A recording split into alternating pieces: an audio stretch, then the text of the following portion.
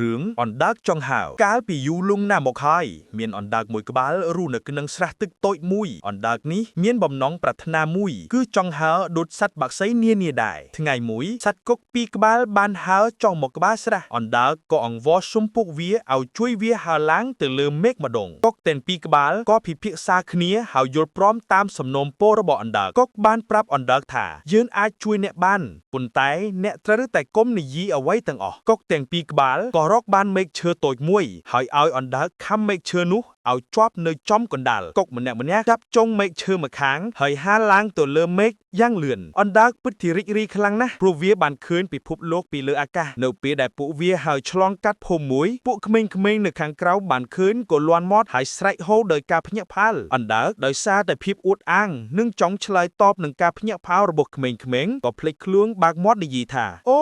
ពួកឯងមិនធ្លាប់ឃើញរឿងបែបនេះទេឬភ្លាមនោះអណ្ដើកក៏ធ្លាក់ពីលើមែកឈើមកដីហើយស្ងើបបាត់ទៅព្រោះតែភាពមិនចេះទប់មាត់របស់វាមេរៀនអប់រំការនិយាយច្រើនឬការអួតអាងខ្លាំងពេកដែលយើងកំពុងធ្វើរឿងសំខាន់អាចនាំមកនូវគ្រោះថ្នាក់ដល់ខ្លួនឯង